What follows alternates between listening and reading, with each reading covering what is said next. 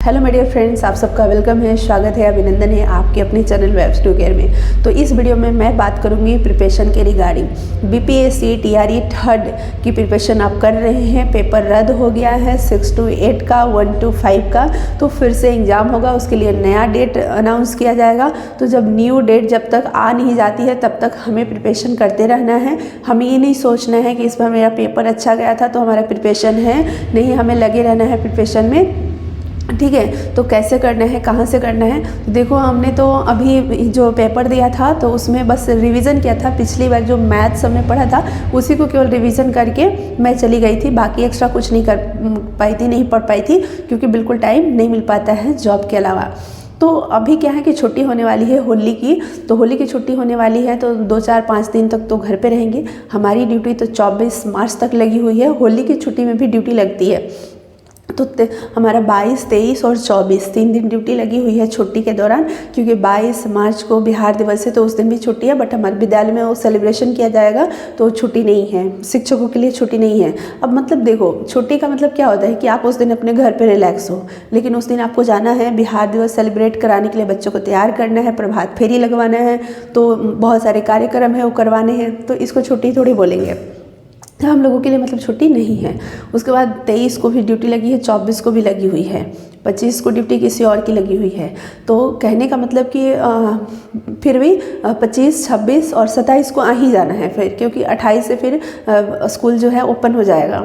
तो यहाँ पर 2 दिन ही मात्र हमें टाइम मिल रहा है होली में। तो फिर भी 24 को क्या है कि संडे है, तो उस दिन तो कुछ भी होगा नहीं, तो उस दिन का टाइम मेरा बच गया। 24, 25, 26 ये 3 दिन मेरे पास टाइम है पढ़ने के लिए। और मैं घर भी जाऊंगी ये तो वहाँ पर मुझे पढ़ाई करनी है, क्योंकि जो होली है, होली के दिन शाम में थोड़ी सी होली सेलिब्रेट कर लूँगी, बाकी मुझे पढ़ाई करनी है। क्योंकि ये जो छुट्टी है ना, हमारे लिए बहुत ज़्यादा इम्पॉर्टेंट है ना। यहाँ पर हम लोग तरसते हैं कि थोड़ा सा छुट्टी मिल जाए तो थोड़ा पढ़ाई कर ले, है ना।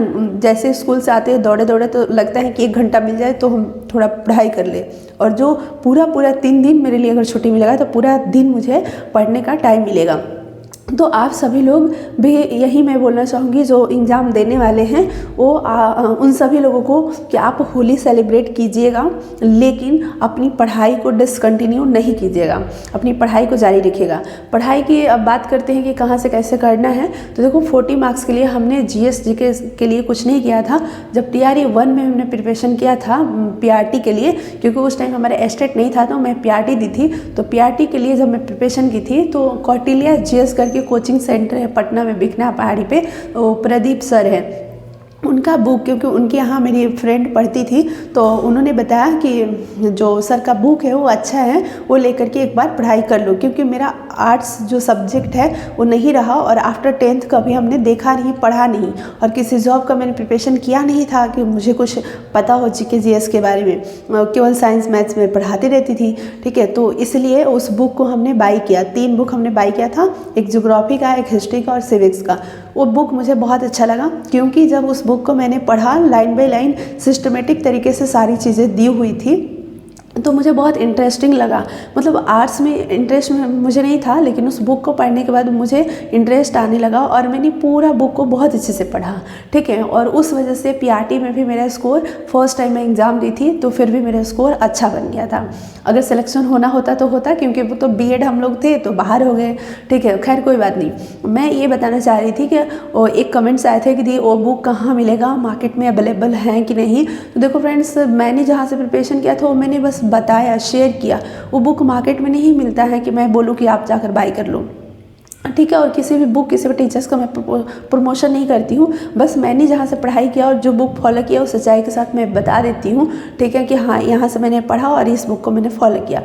और जो चीज़ हमने नहीं किया वो मैं बता देती हूँ कि नहीं किया, ठीक है। जैसे इस बार GK GS के लिए हमने कुछ नहीं किया, पढ़ाई नहीं, रिविज़न भी नहीं किया, ठीक है। केवल मैथ्स का रिविज़न करके मैं गई थी।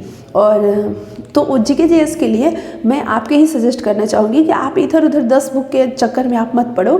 NCERT आप 6 to 10 तक कर लो। आपके पास टाइम है तो 11, 12 कर लो। अगर 6 to 10 आपका हो गया है तो 11, 12 कर लो। अगर आपके पास टाइम नहीं है, कम टाइम है, तो आप 6 to 10 तक पूरा NCERT आप कर लीजिए, सिविक्स का, ज्योग्राफी का और आपका जो पॉलिटी है उसका, यानी या हिस्ट्री जो है वो, ये तीनों आप कर लीजिए। कम से कम फ्रेंड्स ज्योग्राफी और हिस्ट्री को पूरा अच्छे से कर लीजिए, क्योंकि यहाँ से क्वेश्चन ज़्यादा पूछे जाते हैं। ठीक है, तो यहाँ पर क्या है कि जब आप एनसीईआरटी कर लेते हो, अच्छे से पूरा कंप्लीट कर लेते हो, तो 90% आपका प्रिपरेशन 95% हो जाता है 40 मार्क्स का। बात रही करेंट्स अफेयर की, तो करेंट्स अफेयर के लिए आप सभी लोगों को पता है न्यूज़ देखना है आपको, या मार्केट में एसपीडी या जो भी आपको लगता है, इडुटेरिया का हमने लिया था, एसपीडी का लिया था, पहले एसपीडी का लिया था, फिर इडुटेरिया का लिया था। टीआरई 1 में ही, टीआरई 2 में हमने कोई भी करेंट्स अफेयर नहीं पढ़ाई किया था, और ना उसका कोई बुक लिया था, ना कुछ भी किया था, क्योंकि उतना टाइम मेरे पास थे नहीं, बहुत कम टाइम थे, और मुझे बस केवल मैथ्स पढ़ करके एग्ज़ाम मुझे देना था, तो इसलिए। लेकिन हाँ, टीआरई 1 में हमने पीआरटी के लिए बाय करा था। ठीक है, तो आप कोई भी एक बुक बाय कर लीजिए, एसपीडी या इडुटेरिया, ठीक है, और उसको आप पढ़ लीजिए, वहाँ से आपका करंट अफेयर हो जाएगा। या कोई भी न्यूज़ चैनल जो है, जो न्यूज़ डेली का बताते हैं, दिखाते हैं, उसको फॉलो कर लीजिए, वहाँ से न्यूज़ आप देख लीजिए डेली का क्या हो रहा है। और हमें तो लगता है कि सबसे बेटर रहेगा कि एसपीडी या इडुटेरिया का कोई एक बुक ले लीजिए करंट अफेयर का, और पिछले 6 मंथ का कम से कम पढ़ लीजिए, तो करंट अफेयर हो जाएगा। जीके जीएस एनसीईआरटी से कर लीजिए, एनसीईआरटी बहुत ही बेस्ट है। ठीक है, अगर इससे आप पूरा कर लेते हो तो आपका नहीं छूटेगा, आपका एग्ज़ाम बहुत अच्छा जाएगा, क्योंकि हमने देखा कि जो भी क्वेश्चन पूछे जा रहे थे वो एनसीईआरटी ही बेस है, तो इसलिए एनसीईआरटी को ही आप बेस बनाकर चलिए। इधर उधर से 10 बुक फॉलो करने से बेहतर है एक ही बुक को 10 बार पढ़िए, वो ज़्यादा बेहतर होगा। ठीक है, बात रही साइंस की, तो देखो साइंस के लिए भी वही, इस बार तो साइंस जो पूछे गए थे पूरा 9th-10th के एनसीईआरटी से पूछे गए थे।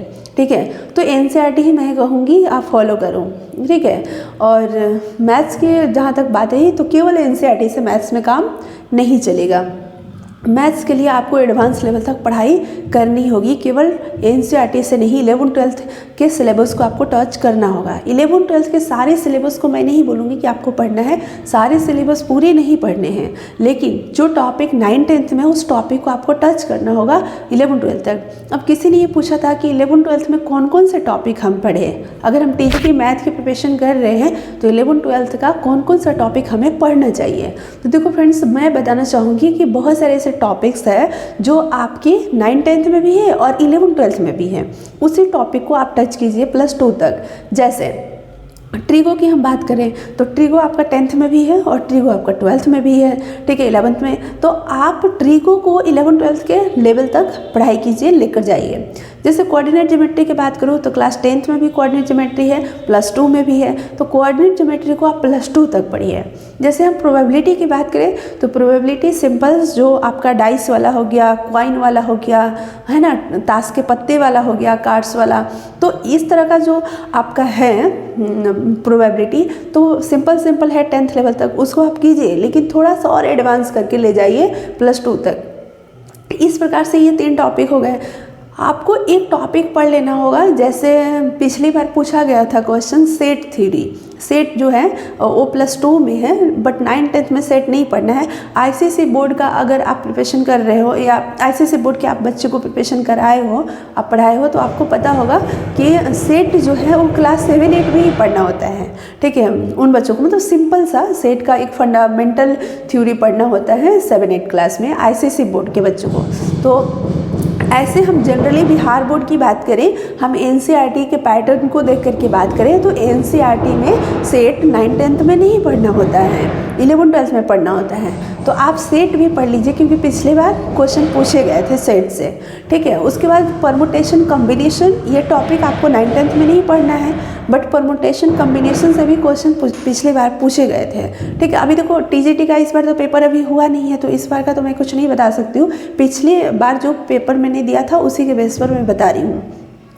परमुटेशन कॉम्बिनेशन, इस टॉपिक को भी आप कर लीजिए। देखिए यहाँ पर बोर्ड नहीं है, नहीं तो मैं बोर्ड पर नोट करके बता दी, तो मैं छुट्टी में जाऊँगी घर, तो हमारे जो क्लासेस है उस क्लास में मैं बोर्ड पर नोट करके सारे टॉपिक बता दूँगी। वर्बली अभी मैं इसलिए बता दे रही हूँ कि आप इन सब टॉपिक को नोट कर लो और नोट करके अपनी प्रिपरेशन में लग जाओ। आप वेट मत करो किसी के वीडियो का और किसी के बताने का, क्योंकि आपकी प्रिपरेशन जो है वो जारी रहनी चाहिए। ठीक है, एक दिन हमारे लिए बहुत ज़्यादा ज़्यादा इम्पॉर्टेंट है, आपके लिए बहुत ज़्यादा इम्पॉर्टेंट है, ठीक है। तो इसलिए मुझे लगा कि मैं जल्दी से बता दूं ताकि आप अपनी प्रिपरेशन में लग जाइए, या आप लगे हैं तो जो जो टॉपिक आपके छूट रहे होंगे उसको आप कर लीजिए। जैसे परमुटेशन कम्बिनेशन हो गया, सेट हो गया, जो कि 11th-12th का टॉपिक आपको करना होगा, ठीक है। उसके बाद ट्रिगो आपको +2 तक लेकर जाना है, कोऑर्डिनेट ज्योमेट्री आपको +2 तक लेकर जाना है, प्रोबेबिलिटी आपको +2 तक लेकर जाना है, और बाकी जो आपका है जैसे CI SI हो गया,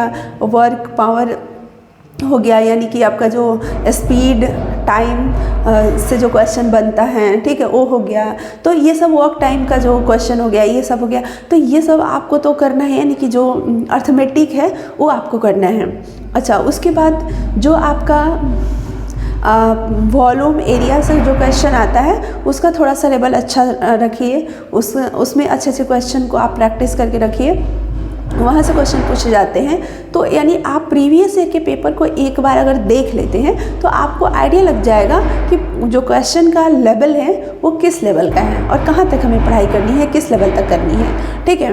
तो ये उसके बाद मैं ये बताना चाहूँगी, जो आपका क्वाड्रेटिक इक्वेशन है तो इसको भी अच्छे से आप कर लीजिएगा। क्वाड्रेटिक इक्वेशन से भी क्वेश्चन अच्छे अच्छे पूछे गए थे, ठीक है। तो इस टॉपिक को भी आप क्लियर कर लीजिएगा।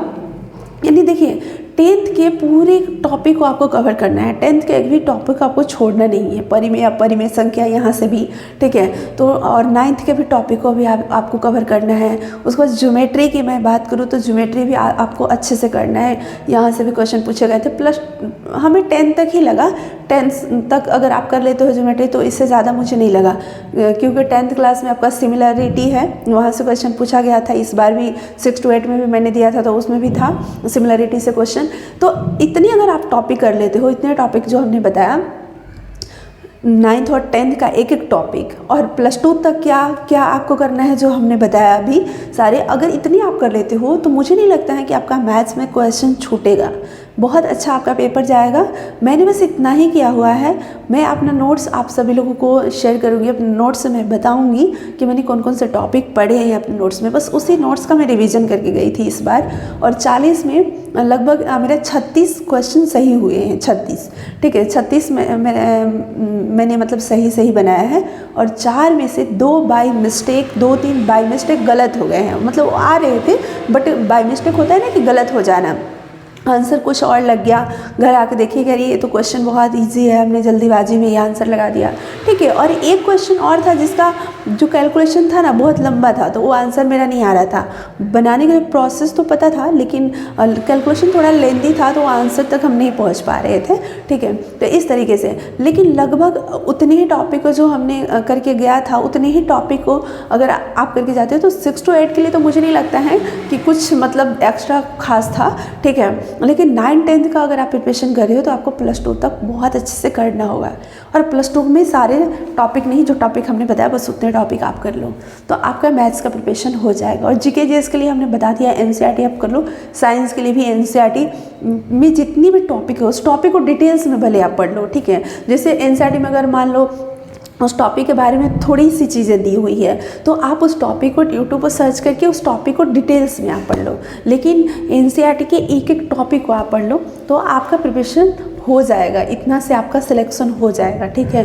क्योंकि मैंने क्या किया, साइंस में मैं एनसीईआरटी और भारती भवन बच्चों को पढ़ाती थी, ठीक है। तो उसी के बेस पर जो मेरे पास नॉलेज था वही था, एक्स्ट्रा हमने कुछ पढ़ा नहीं।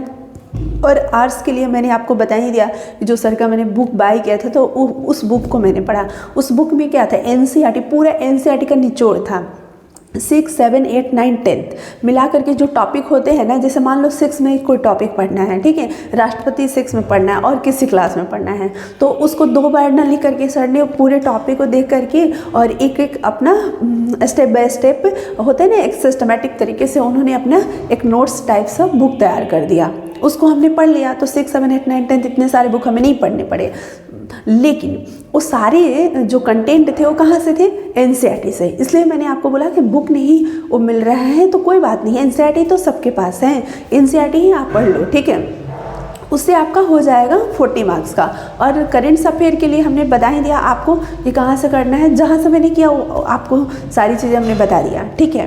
तो वैसे आप कर लो, आपका प्रिपरेशन हो जाएगा, ठीक है। मैं गॉड से प्रे करूँगी आप सबका सिलेक्शन, जो भी मेहनत करे उन सबका सिलेक्शन हो जाए इस बार। और हम सभी लोग बहुत खुश हैं, एग्ज़ाम रद्द हो गया है। बहुत सारे लोग, एक कमेंट्स मैंने देखा था कहीं पर कि ये बोल रहे हैं कि आप सभी लोग बहुत खुश हो, पेपर रद्द हो गया तो हम टॉपर्स की लाइफ बर्बाद हो रही है और आप सभी लोग खुश हो। 106 नंबर हमने लाया है, 108 नंबर हमने लाया है। और फिर से देखो फ्रेंड्स, जो टॉपर्स होते हैं ना और जो टैलेंटेड होते हैं ना, तो इस बार वो एग्जाम में बैठ के 106 नंबर लाए तो अगली बार भी 106 लेकर आएंगे। इस बार वो बैठे तो उनको लग रहा है कि मेरा सिलेक्शन हो जाता, पेपर रद्द नहीं होता तो, और अगली बार मेरा नहीं होगा। टॉपर्स तो हमेशा उनका सिलेक्शन होगा, उनको टेंशन लेने की बात ही नहीं है।